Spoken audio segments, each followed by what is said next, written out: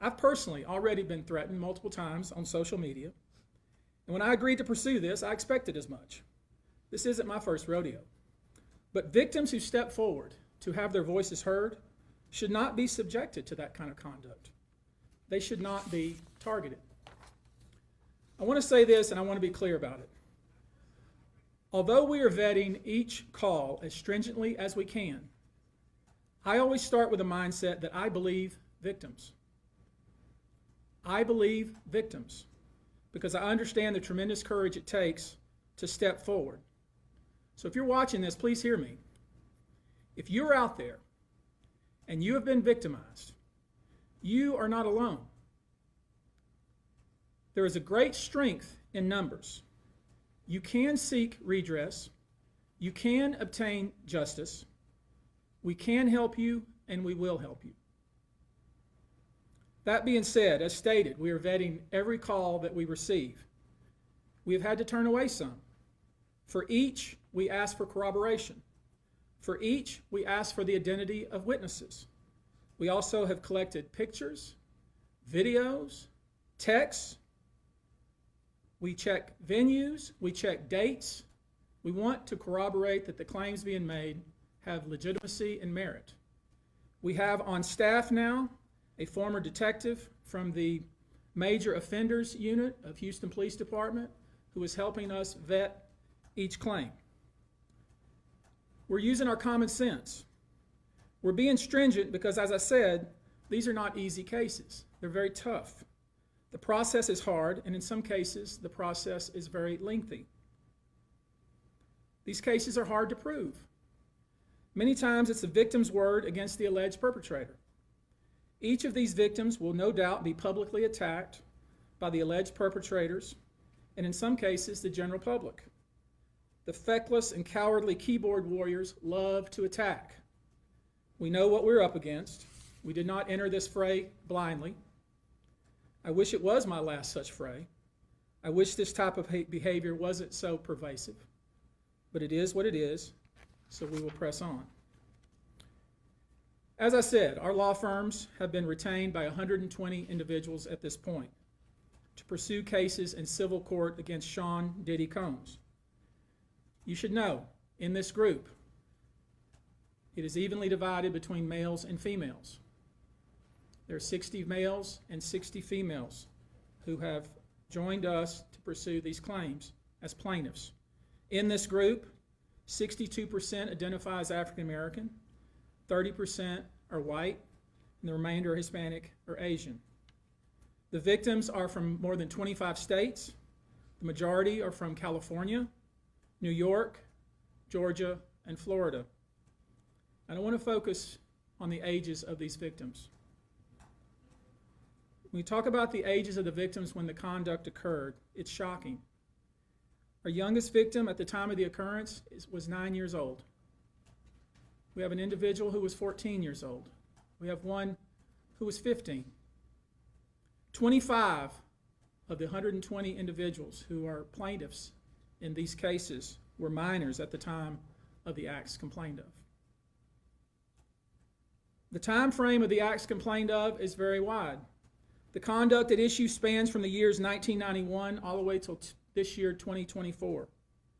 If you wonder why there are so many alleged victims, that's your answer. We're talking about more than 25 years of this type of conduct. Now, although most of the victims who have stepped forward were victimized after 2015, this has been going on for a very long time. Now, when you think about the fact that some of this conduct occurred 25 years ago, and you wonder why would it take somebody so long to step forward, I want to remind you that many states in the United States have recognized that it's very difficult for a victim to step forward and to make these types of allegations when something very terrible has happened to them. I'll use New York, the state of New York, as an example. The state of New York has specific statutes in place that revive claims that are even claims that would typically be not able to be brought, that it revives such claims and they can be brought even 25 to 30 years later. Because there's a recognition there in New York and California and other states that it's very difficult for a victim to come forward. And I would respectfully suggest the only reason Many of these people are coming forward because they see other victims coming forward. And it gives them some comfort that, hey, I won't be the only one. And I expect more victims will come forward. You know, there's an old saying that says, a lie has great speed, but truth has endurance. The acts complained of in these cases that we're going to file occurred primarily in New York, either Manhattan or the Hamptons, or occurred in California, primarily in Los Angeles, or in Florida, primarily in Miami. Most of these events and incidents occurred at parties, typically after parties, or album release parties, New Year's Eve parties, 4th of July parties, something they called a puppy party, the all-white party, although several of these events occurred at auditions. Many times, especially young people wanting to break into the industry, were coerced into this type of conduct in the promise of being made a star, or in the promise of having Sean Combs listen to their tape or even let them read for Sean Combs. You should know that some of this behavior occurred at well-known venues in New York City. Some of this behavior occurred at private residences of people that we all know. Some of this behavior occurred at hotels that we're all familiar with. You should know that more than 55% of the victims filed reported this conduct to either the authorities, that is the police, or to hospitals. We're in the process of collecting with our team assistants medical records, reports that were made to the authorities, and I've already said that some of the individuals in this group did in fact talk to the FBI. You should know that several of the individuals, and when I say several, I mean many, who did in fact seek medical treatment were drug tested, and drugs were found in their system, weird drugs that you probably never heard of. One in particular that continues to pop up is a drug called xylazine, or trank, which based on our research is known as a horse tranquilizer. Now, there's been a lot of reports that we're filing a class action. This is not a class action. Class action is when one or two people file a case on behalf of a group of people. That's not this. These cases will be individual cases. Each case will live and die on its own merit. These cases will be filed individually, one plaintiff against whoever the defendants were involved in the case. Each case may be filed in one venue like California, another case may be filed in New York. One case may sue just Sean Combs, but multiple other people. One case may sue a range of people. I would expect most, though, to be filed, as I said, in New York and Los Angeles. Now, I know this. Many of you came here thinking or hoping, or perhaps believing, that I may start naming names. Well, that day will come, but it won't be today.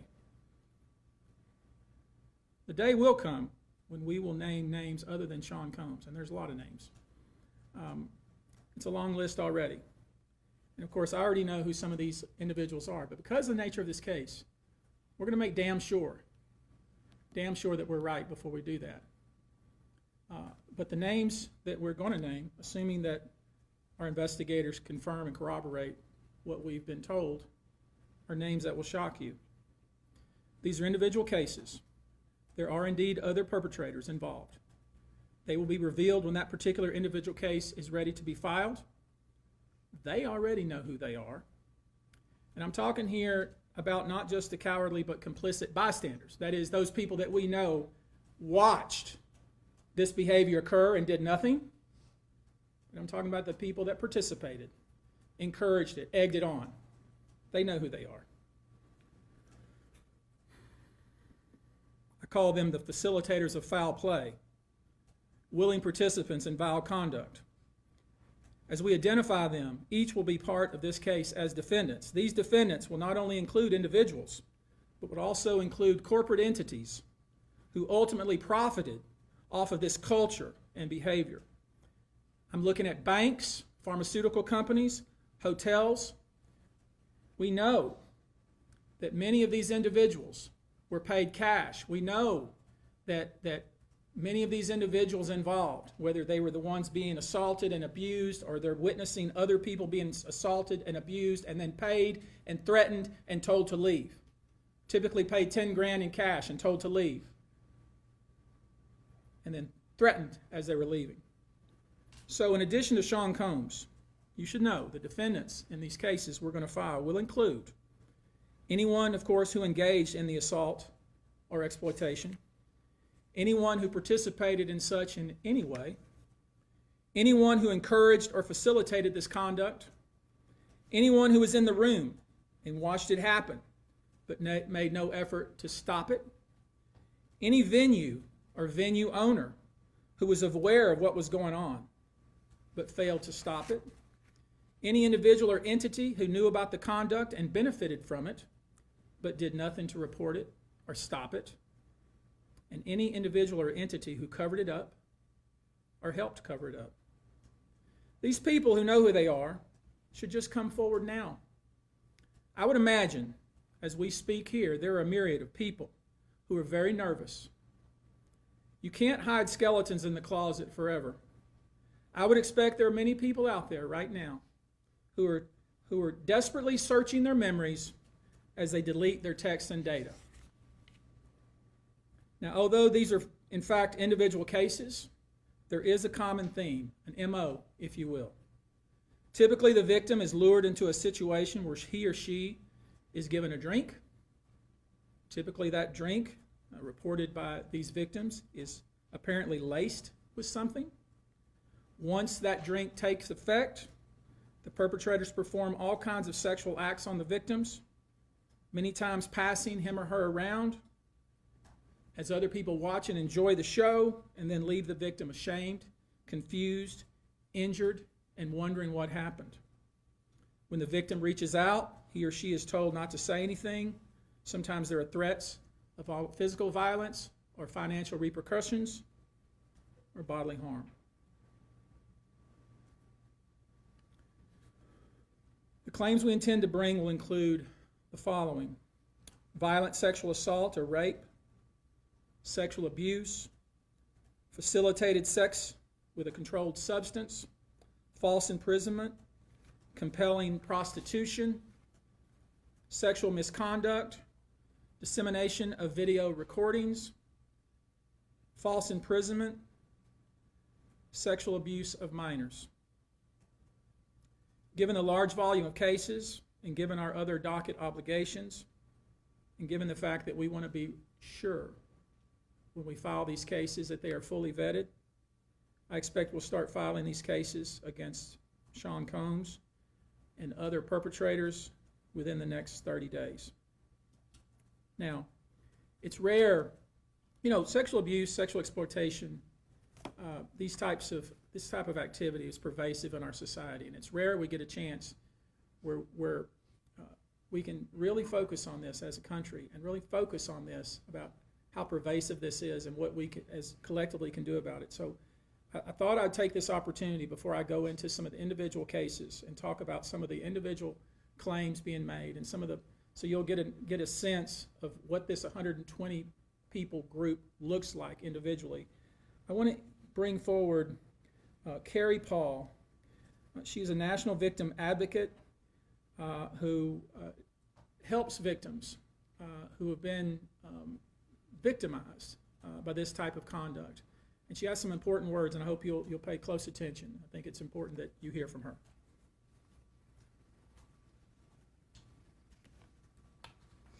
Hello, I'm Carrie Paul with the National Victim Advocate.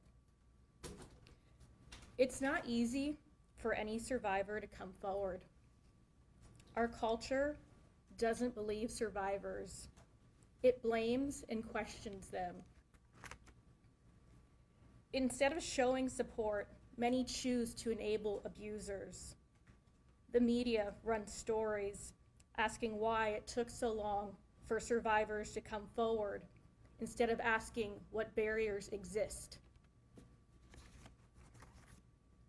We also don't equip law enforcement with the ability to handle sexual assault crimes. Lack of funding translates to lack of training.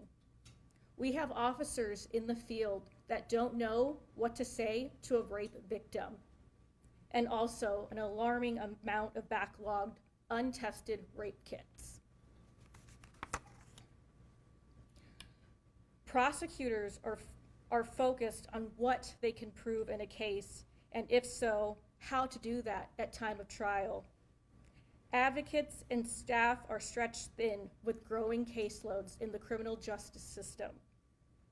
Most people don't know how the criminal justice works in general. There isn't enough staff or resources to adequately explain the entire process to every victim and survivor. Our culture works against victims and survivors every day, and abusers know this. Abusers work themselves into positions of power, building a public image that is trusted and financially large enough to make people look away. Abusers are unfortunately very skilled at power and control, the foundation of abuse.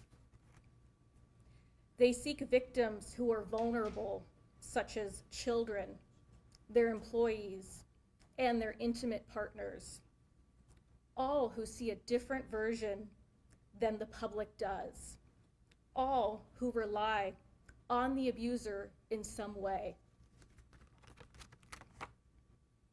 And for those that do come forward and aren't believed, face questions like, are you sure it happened that way? Were you drinking? What were you wearing? All of this creates an environment that enables abusers to continue abusing them and future victims. To the survivors that have come forward despite not being believed at some point in time, your courage is like nothing we have seen before. We thank you for coming forward for yourself and all survivors. And lastly, I want all survivors that are watching this to know we believe you and we support you. Thank you.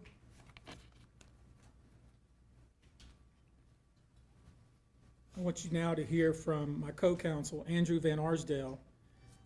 We've created a sexual abuse hotline, and I want him to visit with us just a few moments about how that works and the kind of volume of calls we've received.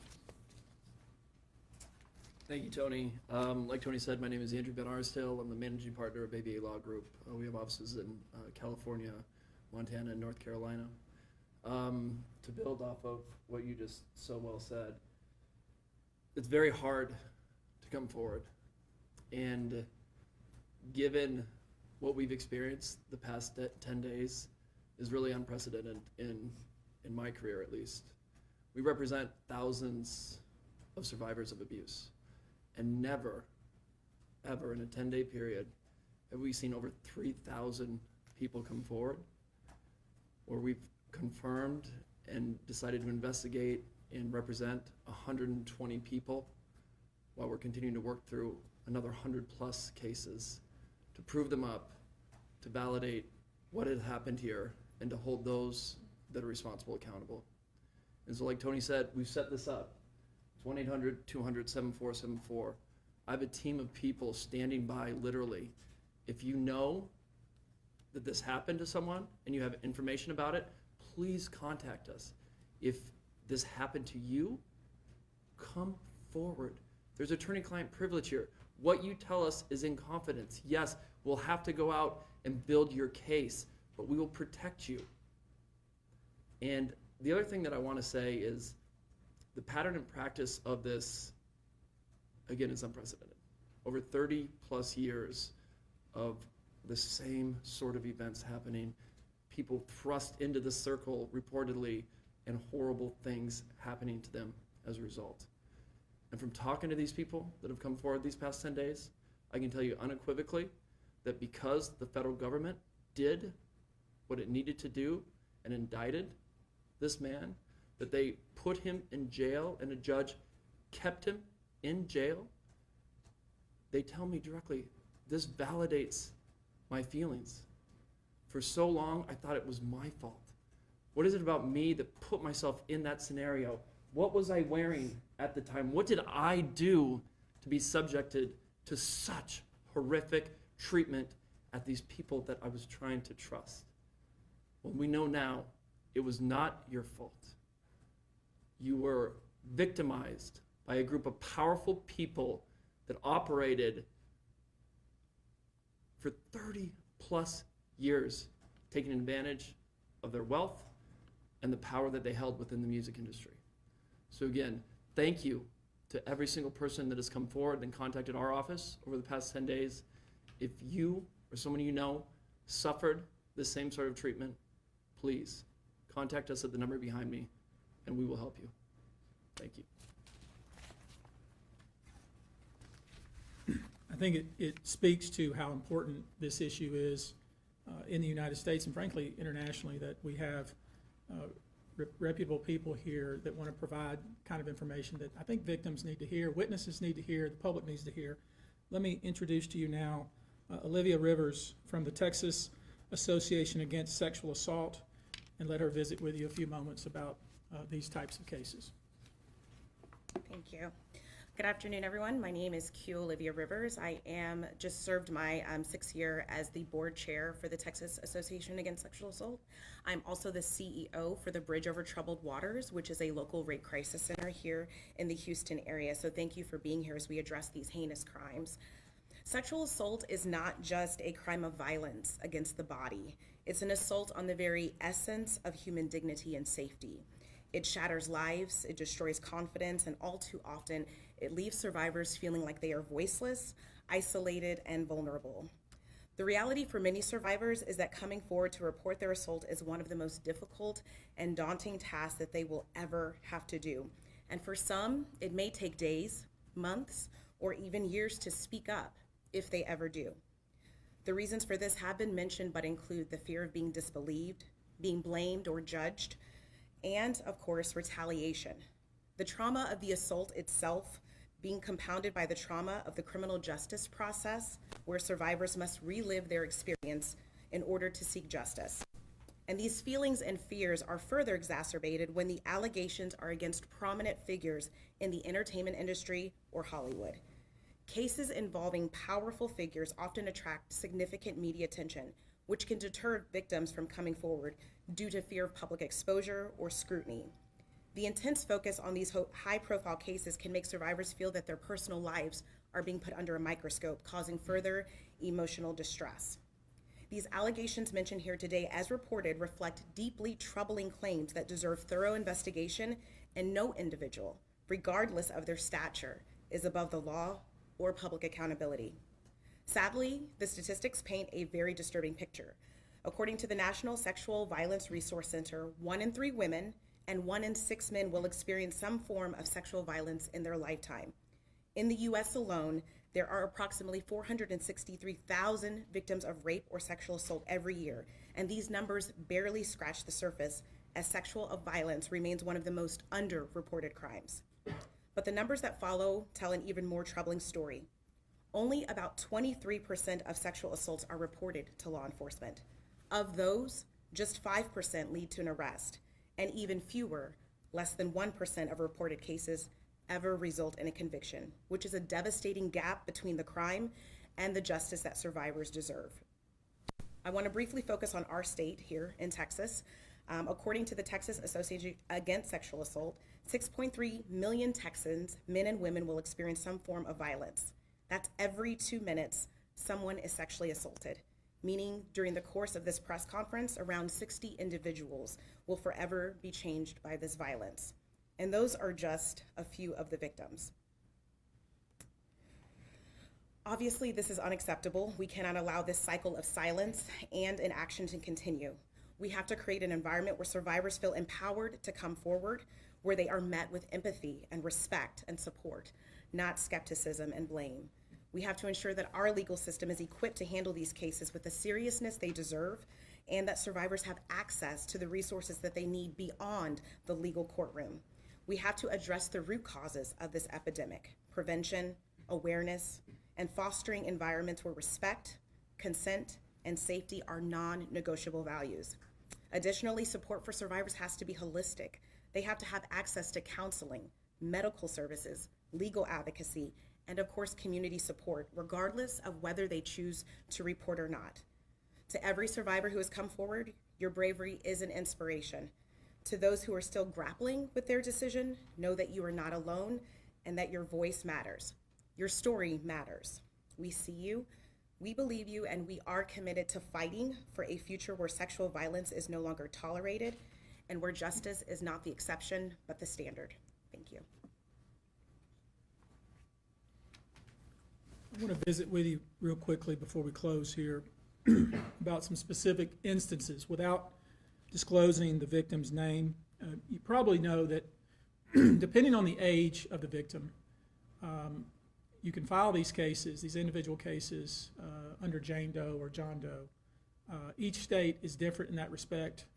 Typically, there is a balancing test, like the public's right to know the name of the victim and plaintiff versus the confidentiality and the safety of the plaintiff. So we'll have to struggle with that with each one of these cases. Our intention, of course, is to, like we always do, file these cases under a pseudonym until the court tells us otherwise. But let me share with you a few, just kind of give you a sense of the kind of cases and the kind of instances that people are calling and reporting that we are trying to corroborate, vet, and these are the ones that we've already corroborated, vetted, and collected evidence on. One individual who was 22 years at the time she was assaulted said that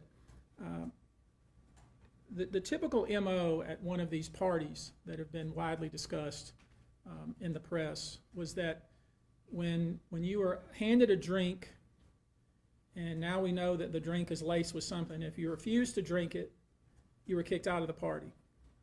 Now, let that sink in for a minute.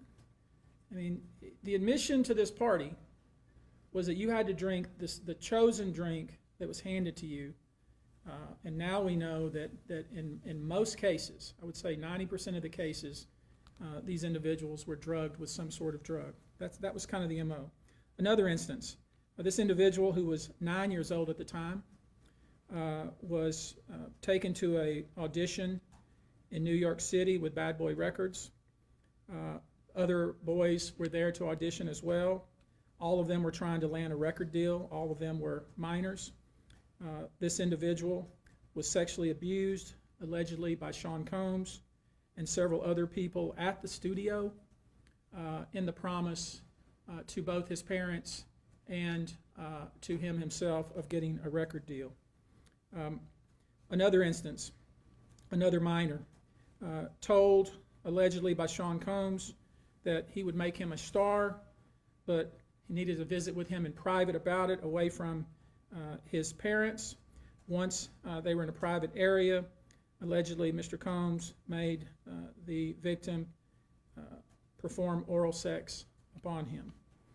Another incident, an individual 15 years old at the time, flown to New York City to attend a party, was drugged, and then taken into a private room, allegedly in the presence of Mr. Combs, where this female individual, minor, was raped, and then other individuals took turns raping her.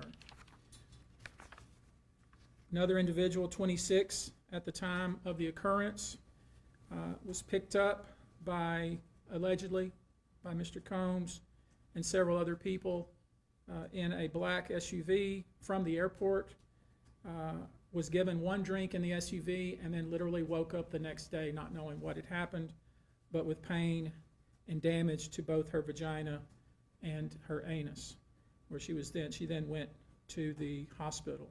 She was missing her underwear and her shoes. Another instance, an individual, this time not a minor, attended a group dinner, allegedly with Sean Combs in Miami. She wasn't drinking because she was pregnant, but whatever she drank at the table, apparently, at least according to her, was laced with something. She blacked out, and she woke up in the same bed, again, allegedly, with Mr. Combs in his mansion in Miami. her vagina and her anus were torn and sore. And I could go on. I mean, literally, you're sensing a theme here. It's the same theme, and it all involves some sort of drug. One instance, an individual who was 20 years old at the time was asked to attend, just saw her on the street, asked to attend a party in a hotel. She was flattered, went to the party, was given one drink and doesn't remember anything else. Ultimately, was so messed up, went to the hospital where they found cocaine and this horse tranquilizer in her blood system. I want to give you a quote from a very young man who told us over the phone about his experience and all the things that happened to him, he says, allegedly at the hands of Sean Diddy Combs and his friends in the effort to try to sign a record deal. This was kind of what he was told he would have to do. His quote is, "Had he not been in power, I feel like I could have been something great. I quit the industry because of what Sean Combs did to me." And that's really what it comes down to. We are pursuing this, asking you to support this effort, to encourage witnesses and victims to come forward and bring your evidence so we can continue to break down this wall of silence and we can continue to have these stories heard. This is the beginning of what I hope to be a national dialogue. This type of sexual assault, sexual abuse, and sexual exploitation should never happen in the United States or anywhere else. This should have never been allowed to go on for so long. This conduct has created a mass of individuals who are injured, scared, and scarred. If you are one of those individuals, we ask you to reach out. If not to us, to someone you trust. If you are someone who witnessed any of these events, we ask you to reach out. Your name can remain confidential. With that, I'll take a few questions, not many, maybe two, but if you have a question, I'll be pleased to try to answer it. Perfect. How many minors are making accusations in total, and are the feds aware of the allegations of minors in the case? I don't know what the feds are aware of, okay, but I do know it's 25 out of this 120. Tony, But I will say this to that point. We welcome the FBI or any authority who wants to come to us, and we're going to make that available to these victims because I think that's important. My suspicion is, based on talking with these folks, is that the FBI is just not aware of these people. The FBI has talked to some of these folks, and I'm going to try to encourage the victims to, in fact, talk to the FBI because I think they have some very important things to say. Tony, were all of the children auditioning because they were musicians, or were any of them kids of employees or anything like that? All seeking either TV or some sort of music career with promises of, we're going to make you a star. Instead, basically did things to them such that they don't want to have anything to do with the entertainment industry ever again. All right, guys. Thank you very much for your attention. We're going to go now. Thank you.